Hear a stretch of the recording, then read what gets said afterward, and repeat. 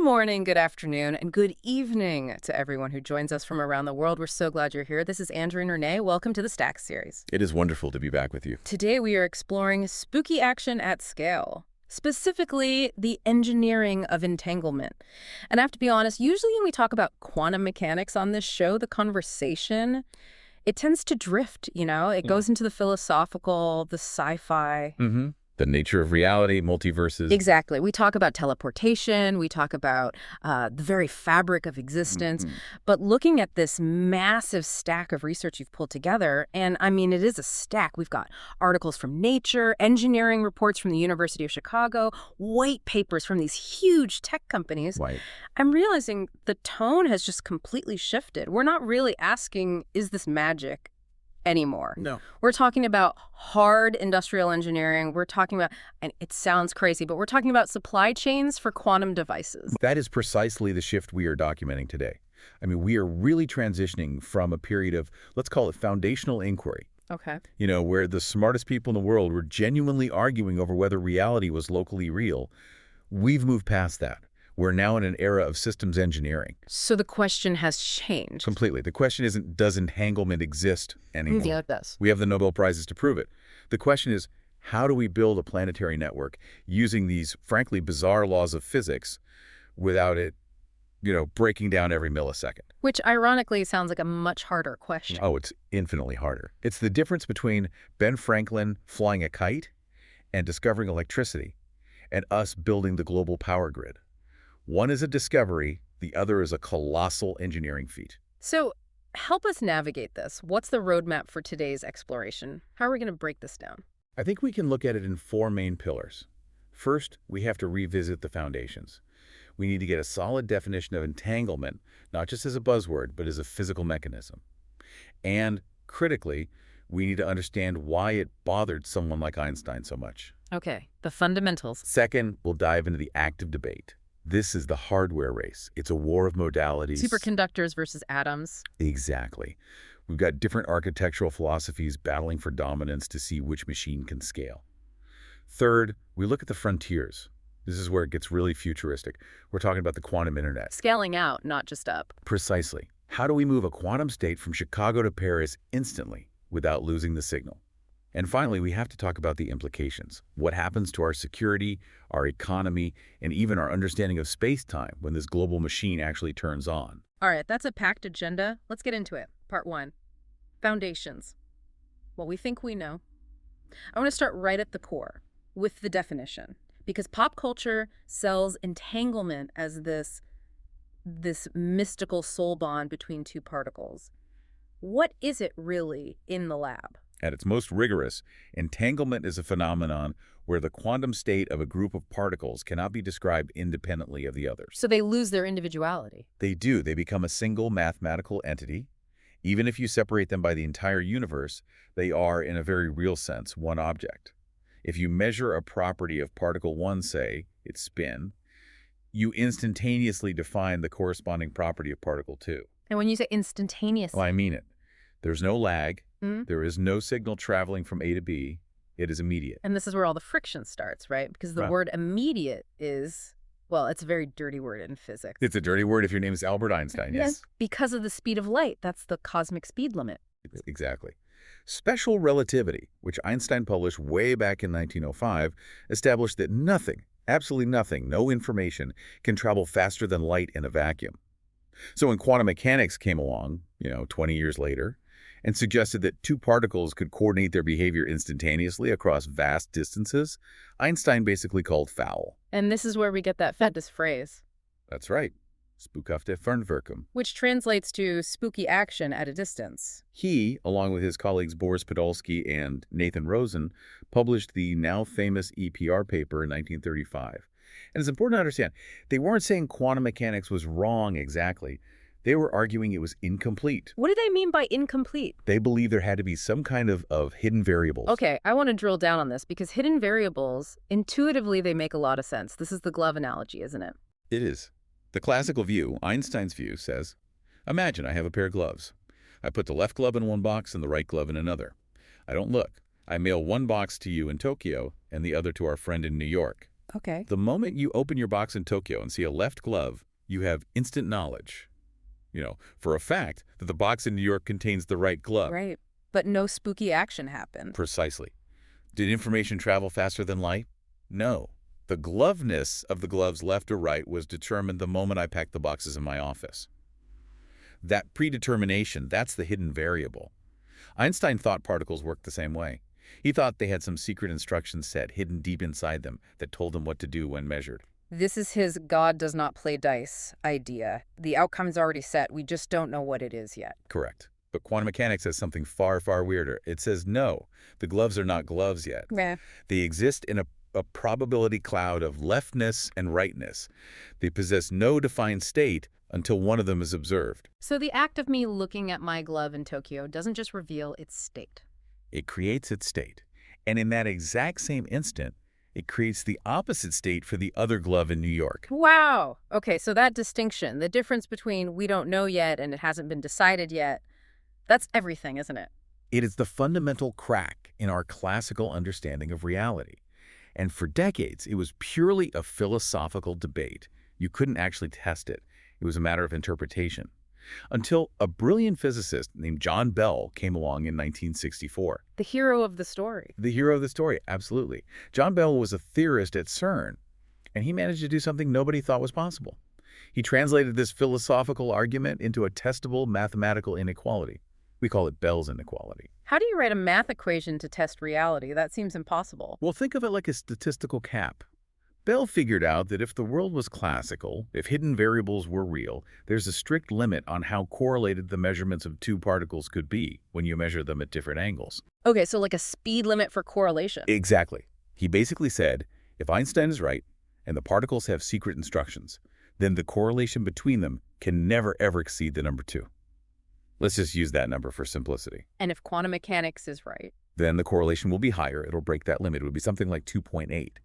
He gave the experimentalists a number to shoot for. So he turned a what-if debate into a number, a measurable result. He did. And then the experimentalists took over. Elaine Aspect, John Clauser, Anton Zeilinger, the guys who just won the Nobel Prize for this work, they spent decades building the experiments. They fired entangled photons through polarizers. They measured the correlations over and over, and the results. They were completely unequivocal. They broke the limit. They smashed it every single time. The universe is fundamentally non-local. Einstein's hidden variables were ruled out. The spooky action is real.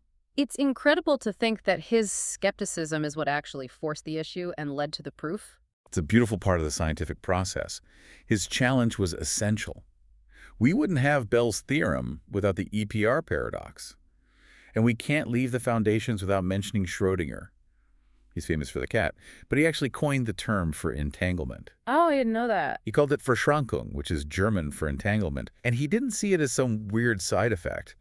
He wrote that it is the characteristic trait of quantum mechanics, the one that enforces its entire departure from classical lines of thought. He saw it as the main event. He saw it as the very core of the mystery. So we've established that two particles can be entangled. That's the gloves scenario. But the title of this exploration is Entanglement at Scale. We're not trying to build a computer out of two particles. We need thousands, millions. And that right there is where the physics turns into an engineering nightmare. We call this multi-partite entanglement. Why is it so much harder? Isn't it just adding more pairs? 2 + 2 + 2. Oh, not at all. It's a nightmare of exponential complexity. When you have two particles, they share one link. Simple. When you have 3, 4, 50, the number of ways they can be correlated just explodes. It's not a simple chain. It's a web with infinite connections. You start to deal with new concepts. I see genuine multi-partite entanglement, or GME, in the notes. Right. GME is a crucial distinction. It asks, is the entire system one single unified quantum object? Or is it just a bunch of smaller two-particle pairs that are kind of glued together? Ah, so is it a true collective or just a team of pairs? Exactly. And proving that you have what's called a GHZ state, named after Greenberger, Horn, and Zeilinger, which is a state of maximum entanglement across all particles that is mathematically and experimentally incredibly difficult. And I'm guessing the reason it's so hard is because you have to verify it without looking at it. The moment you measure it directly, you destroy the very thing you're trying to measure. You've hit the nail on the head. You can't just take a picture. You have to use these very subtle statistical tools called entanglement witnesses. Entanglement witnesses. That sounds like something from a courtroom. It kind of is. They're mathematical tools that can detect the presence of that global entanglement based on statistical patterns from a few measurements without collapsing the whole house of cards. It sounds like trying to confirm a house of cards is still standing by, I don't know, throwing a few ping pong balls at it in the dark and listening to how they bounce off. That is actually a surprisingly accurate analogy. You are probing the structure without trying to knock the whole thing over. Okay, so that's the foundation. The physics is real. It's very weird. It's non-local. We know it's incredibly hard to scale, which leads us perfectly into part 2, the active debate. The hardware race. This is where things get really dynamic. This is the most exciting part of the field right now. We aren't really debating if we can build a quantum computer anymore. The debate is what we should build it out of. The battle of the modalities. And the enemy here isn't Einstein's skepticism anymore. It's a new villain, decoherence. Decoherence is the arch nemesis of all quantum engineering. In simple terms, it's noise. Noise from where? From everywhere. A stray bit of heat, a tiny fluctuation in a magnetic field, a cosmic ray passing through the lab from a distant supernova. Any interaction, however small, with the outside world forces the quantum state to pick a side to collapse back into classical reality. The universe really wants to know what color the socks are. The universe is exceptionally nosy, and the quantum engineer's job is to build a very, very quiet, cold, dark box to hide from the universe. So let's introduce the heavyweight contenders in this fight. In the red corner, we have the incumbents, the ones we hear about most often. Superconducting qubits. This is the tech used by Google, IBM, and the Zuchongzhi machine in China. These are the speed demons of the quantum world. A superconducting qubit is essentially a tiny electrical circuit, usually made of aluminum or niobium, that's cooled down to near absolute zero. How cold are we talking? We're talking millikelvins. That's a tiny fraction of a degree above absolute zero. It is far, far colder than the vacuum of deep space. At that temperature, electricity flows with zero resistance. And the main advantage here is speed. Blistering speed. The gate speeds, the time it takes to perform a logical operation on a qubit, are measured in nanoseconds, billionths of a second. You can run a huge number of calculations very, very quickly. But there's always a trade-off. And for these guys, it's the wiring. It's the wiring bottleneck. Yeah. And it is a massive, massive engineering problem. For every single qubit you have on that little chip, you need multiple control lines. You need to send precisely timed microwave pulses down a physical cable to talk to it. So if you have a 50-qubit chip, like the early ones, that's maybe a couple hundred cables, it's hard, but it's manageable. It's manageable, but for a useful error-corrected quantum computer, we need millions of qubits. Now imagine trying to physically route millions of coaxial cables into a dilution refrigerator the size of a closet without letting any heat in. It's a plumbing nightmare. It's a plumbing nightmare and a thermal disaster. Every single one of those cables acts as a tiny bridge for heat to travel from the warm room into the ultra-cold zone. You are fighting a losing battle against the laws of thermodynamics. But despite that, the team behind the Zuchongzhi computer in China has put up some really impressive numbers. They really have. They demonstrated entanglement of 51 qubits in a one-dimensional line and 30 qubits in a two-dimensional plane. That is a true feat of brute force engineering. They managed the microwave crosstalk, they managed the heat load, and they held it all together long enough to run a complex calculation. Okay, so that's the heavy metal approach. Yeah. Big fridges, lots of wires, lots of power. Now, in the blue corner, we have a completely different philosophy, the neutral atom approach. This is the modality that has everybody talking right now, and it's largely because of the incredible results coming out of a company called Atom Computing. How is their approach different? In 2 words, no wires. No wires. How is that possible? Well, no wires going to the qubits themselves. Instead of circuits on a chip, they use lasers. They use a technology called optical tweezers. Okay, you have to explain that. Optical tweezers. It's amazing. They take a cloud of neutral atoms. These are atoms with no net electrical charge, like ytterbium or strontium. And they trap individual atoms in a vacuum chamber using highly focused beams of light. The laser beam creates a tiny potential, well, like a little divot in space-time, and a single atom just sits there.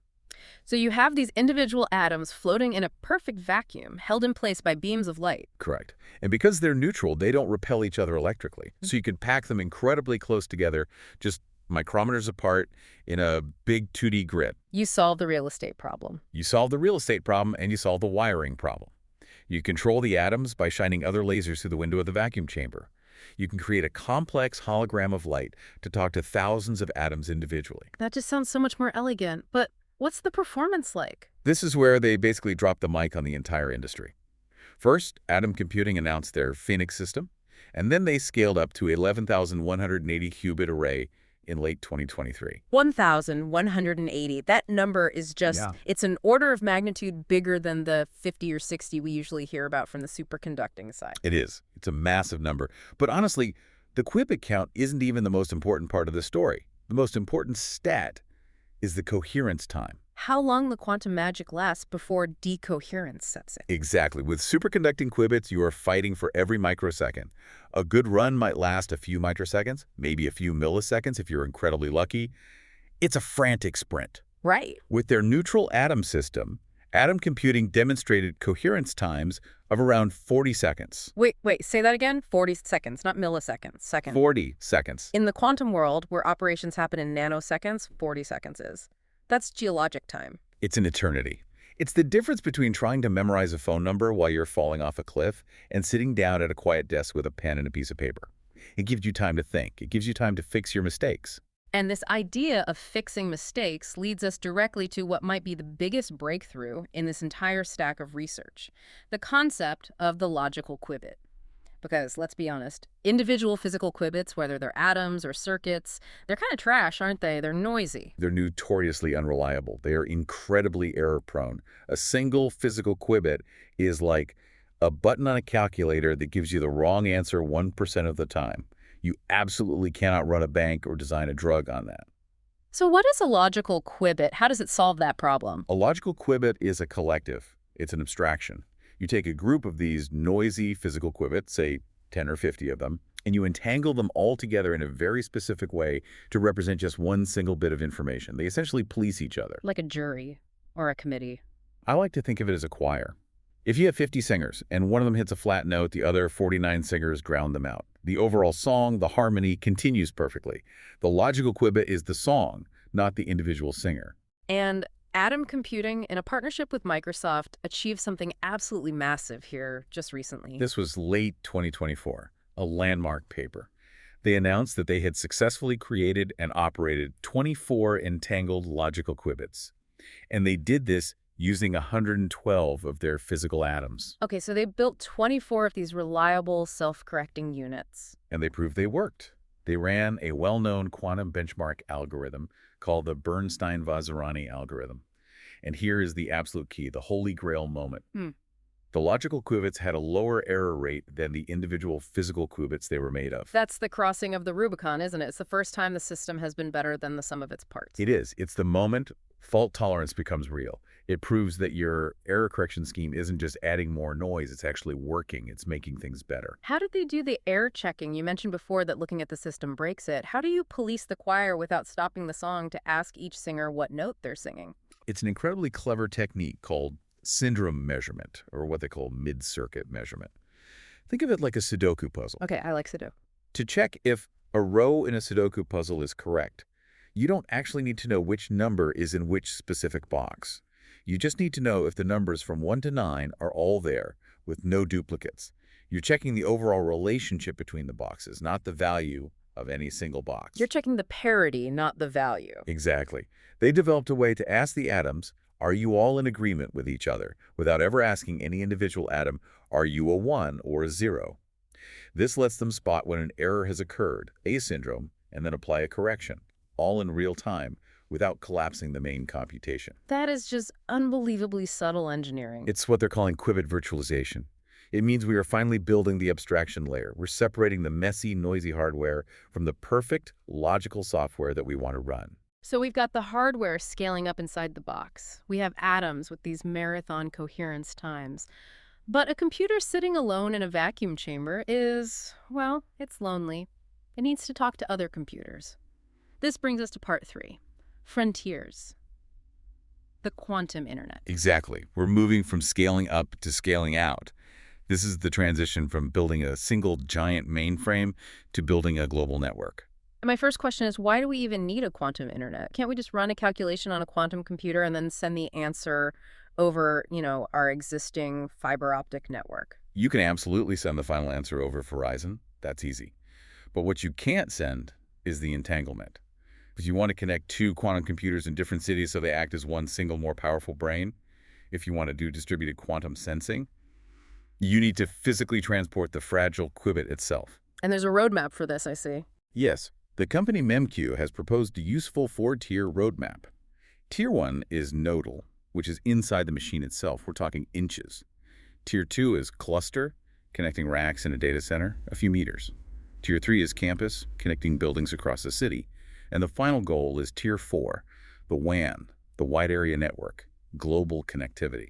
And the fundamental problem, once again, comes back to physics. In our normal internet, we use fiber optic cables. But the light signal gets tired. It fades out after about 100 kilometers or so. It's called attenuation. The photons get absorbed by the glass.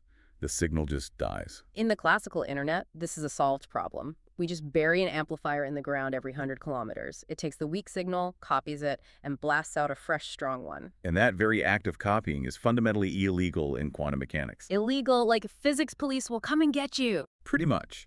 It's a fundamental law called the no-cloning theorem. It states that you cannot create an identical copy of an arbitrary, unknown quantum state. If you try to read the state to copy it, you have to measure it. And the moment you measure it, you destroy the original. So optical amplifiers are completely impossible. So if the quantum signal dies, it stays dead. There's no way to boost it. Correct. Which means we have to get much, much cleverer. Right now, there are two main frontiers for solving this distance problem. Method A is to bypass the problem by going to space. Method B is to invent a new piece of hardware called a quantum repeater. Let's start with space. This is the Machias satellite program. That's the Chinese program. And right now, they are the undisputed heavyweight champions of this particular frontier. It's not even close. What have they actually managed to achieve? They successfully distributed entangled photons between two different ground stations that were separated by 1,200 kilometers. Wow, that's the distance from London to Rome? It is. Yeah. And in more recent experiments from 2025, they've pushed that distance up to 2,500 kilometers. How does using a satellite solve the signal loss problem? Well, the Earth's atmosphere is what absorbs the photons, but our atmosphere is actually very thin. Most of the path from a satellite in low Earth orbit down to a telescope on the ground is just empty vacuum. And photons don't get absorbed in a vacuum. So you only have to fight through the last, 10 or 20 kilometers of air instead of 1,200 kilometers of dense glass fiber. So you basically skip over the lossy medium? You skip the fiber optics entirely for the long-haul link. They are building a hybrid network. They have a massive fiber backbone on the ground. The Beijing-Shanghai link is thousands of kilometers long, and then they use these satellite links to bridge huge geographical gaps. I can't even imagine the targeting required. Hitting a specific telescope on the ground from a satellite that's moving at 17,000 miles per hour. It is an astonishing feat of engineering. It's like trying to hit a moving coin with a laser pointer from 10 miles away. Yeah. But they are doing it, and it's working. Okay, but not everyone can have a giant satellite dish in their backyard. We need a solution for the trillions of dollars of fiber optic cable we already have buried in the ground. This is where the quantum repeater comes in. This is the ground-based hardware fix. And since we established that we can't amplify or copy, we have to use this beautiful counterintuitive trick called entanglement swapping. Okay, this is the Alice and Bob scenario again. It is. So let's say Alice is in Chicago and Bob is in St. Louis. The distance is too far for a single photon to make it through the fiber. So we place a repeater station in the middle, in a town like Springfield. Okay, so 3 points on a line. Right. Alice creates a pair of entangled photons. She keeps one and sends the other one toward the repeater in Springfield. At the same time, Bob does the same thing. He keeps one photon and sends his other one to the repeater. So the repeater in the middle catches a photon from each of them. It does. And at this point, Alice is entangled with the repeater, and Bob is entangled with the repeater. But crucially, Alice and Bob are not entangled with each other. They're not connected yet. Not yet. Now, the repeater performs a very specific joint measurement on the two photons it's holding. By doing this, it swaps the entanglement. The repeater effectively drops out of the equation, and suddenly, Alice's photon in Chicago becomes directly entangled with Bob's photon in St. Louis. Wow. So it's like a digital handshake. The middleman introduces them to each other and then just disappears. That's a perfect analogy. But there is a massive engineering challenge here. The repeater has to catch Alice's photon and then wait for Bob's photon to arrive. It needs to have quantum memory. It has to hold that incredibly delicate quantum state for a few milliseconds without dropping it. Exactly, and this is where this incredible work from the University of Chicago comes in. Tianzong's lab has had a major breakthrough in the material science for these memories. They're using crystals doped with erbium, I see. What's special about erbium? Erbium is a wonder atom for quantum communication. The reason is that it happens to emit and absorb light at a wavelength of exactly 1,550 nanometers. Which is significant Because that is the standard wavelength of the entire global telecommunications industry.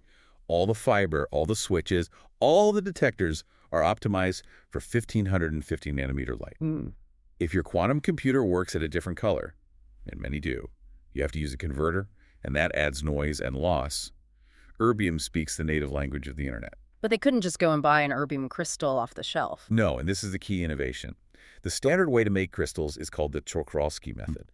You basically melt all the ingredients in a big pot and slowly pull a crystal out of the liquid.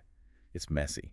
At the atomic level, it's a chaotic environment. That chaos leads to decoherence. So how did they fix it? They used a technique from the semiconductor industry called molecular beam epitaxy, or MBE. That sounds complicated and expensive. It is. It is basically 3D printing with individual atoms. In an ultra-high vacuum, they deposit the crystal, one single atomic layer at a time. It's incredibly slow and precise, but the result is a near-perfect ultra-pure crystal. And what did that do for the performance? It was a game changer. They extended the coherence time of their quantum memory from around 0.1 milliseconds to 24 milliseconds. That's a 240-fold improvement. It is. And that number 24 milliseconds is the magic threshold. It's finally long enough for a light signal to travel across an entire continent and back. It means a repeater network built with this material is, for the first time, theoretically possible. It could connect Chicago to Salt Lake City through fiber. That is the crucial step, moving from a lab curiosity to potential infrastructure. It really is. Before we leave these frontiers, there's one more thing in the notes that caught my eye. Blind quantum computing. This sounds like something out of a spy novel. It is a bit cloak and dagger, but it addresses maybe the biggest bottleneck for commercial adoption of quantum computing, which is privacy. Right. If I'm a pharmaceutical company like Pfizer and I have a proprietary molecule I want to simulate to discover a new drug, the last thing I want is for the quantum computer company Google or Atom Computing to see my data and steal my formula. Exactly. But normally, to run a program on any computer, you have to give the computer the code and the data. So how do you compute blindly? How does that even work? It relies on a very clever protocol that separates the algorithm from the hardware. The client, let's say Pfizer, prepares a stream of qubits in specific states and sends them to the server. The server, the quantum computer, doesn't know what these states are. It just takes them and entangles them into a large cluster state. Okay, so it builds a blank canvas. A blank, entangled canvas. Then the computation happens through measurement. Pfizer tells the server, okay, now measure qubit number 1 at this specific angle. Now measure qubit number 2 at this other angle. But the server has no idea what those angles mean. None whatsoever. To the server, the instructions and the results look like complete random noise. It's just following a recipe. It gets a result, a click or no click, and sends that one classical bit of information back to Pfizer. Only Pfizer, who knows the original states and the sequence of measurements, can decode the answer. So the server does all the heavy lifting, all the quantum math, but has zero knowledge of what problem it's actually solving. Precisely. And just in 2025, a team demonstrated this for the first time using solid-state qubits silicon vacancy centers in Diamond. This opens the door for a truly secure quantum cloud. Which is huge because, let's face it, no one is going to have a quantum computer in their basement anytime soon. We're all going to be renting time on the cloud. It's the only viable commercial model. Okay, so we've built the machine, we've wired up the world, now we have to ask the really hard questions. Part 4, implications. This is the so what section. And the biggest so what, the one that keeps government agencies up at night, is security. We hear this term Q Day. The quantum apocalypse, what is it? Q-Day is the hypothetical day when a sufficiently powerful quantum computer becomes operational. And on that day, the internet as we know it effectively breaks. Why does it break? Because of something called RSA encryption. Almost all of our modern digital security, your bank account, your email, state secrets, everything, relies on the mathematical fact that it's very easy to multiply two huge prime numbers together. But it is incredibly, incredibly hard to take that big resulting number and figure out what the two original prime factors were. A classical supercomputer would take, what, millions of years to factor a standard RSA key? Billions of years for our current key sizes. It's computationally intractable. But a quantum computer running an algorithm discovered in 1994 by Peter Shor can, in theory, do it in a matter of hours. Shor's algorithm. Shor's algorithm is a genius piece of work. It uses quantum properties to find the periodicity in a function, which just so happens to be the mathematical key to unlocking factorization. It's a problem that quantum computers are uniquely, almost perfectly, suited to solve. So when we hear a company like Atom Computing say they have stable logical qubits and a clear roadmap to scale them, we get nervous. Or the security agencies get very nervous. For a long time, experts thought Q-Day was a distant threat, maybe 2035 or 2040. But with these breakthroughs in fault tolerance, that timeline is contracting. We could be looking at the early 2030s, maybe even sooner. And the threat is happening now, with harvest now, decrypt later. right, adversaries are recording all our encrypted traffic today, knowing that in 10 years they'll be able to decrypt it. Exactly. So what's the defense? The defense, poetically, is the technology itself. QKD, quantum key distribution. Correct. Instead of relying on math problems, you rely on the laws of physics. How does it work? You use entanglement to generate and share a secret key. If Alice wants to send a secure key to Bob, she can encode it in a stream of entangled photons. Now, if a spy, we always call her Eve, tries to intercept that stream to read the key, She has to measure the photons. and the act of measuring a quantum state inevitably disturbs it. The socks change color. Alice and Bob, on their end, will instantly see an error rate spike in their transmission. They know with the certainty of physical law that they're being watched. So they just discard that key and start over. It's a physically untappable wire. It is the ultimate improvable security. But here's the catch. We have to build that global QKD network before our adversaries build the code-breaking computer. It is a race against time. And it's a race between nations. Oh, the geopolitics are incredibly intense. You see two very different strategies emerging. China is taking what I call an infrastructure-first approach. They've announced a 1 trillion yuan investment. They're laying the dark fiber. They're launching the satellites. They want to own the pipes. Get the physical network in place first. Exactly. Whereas the U.S. and Europe are taking more of an ecosystem approach. They are funding a diverse range of hardware startups. They are creating university-led test beds like the Chicago Quantum Exchange and the Quantum Internet Alliance in Europe. They are betting that fierce competition will produce the best hardware in the end. It's the classic state-led versus market-driven innovation model. In a way, yes. And underneath all of this, there's a quiet war going on for standardization. Who gets to decide the TCP/IP protocol for the quantum internet?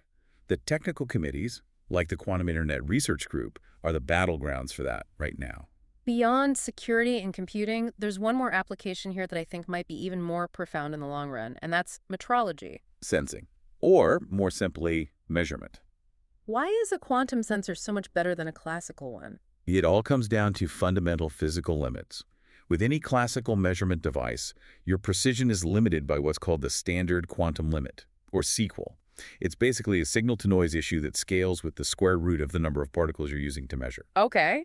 But if you entangle those particles, if you prepare them in a special G8Z state or a spin squeeze state, you can break past that limit and reach what's called the Heisenberg limit. And at the Heisenberg limit, your precision scales linearly with the number of particles. Can you translate that for me? What does that jump in precision actually mean? It means an exponential increase in sensitivity. We are talking about building atomic clocks so fantastically precise they would lose less than a single second over the entire age of the universe. Why on earth do I need a clock that good? Well, GPS is entirely dependent on synchronized clocks.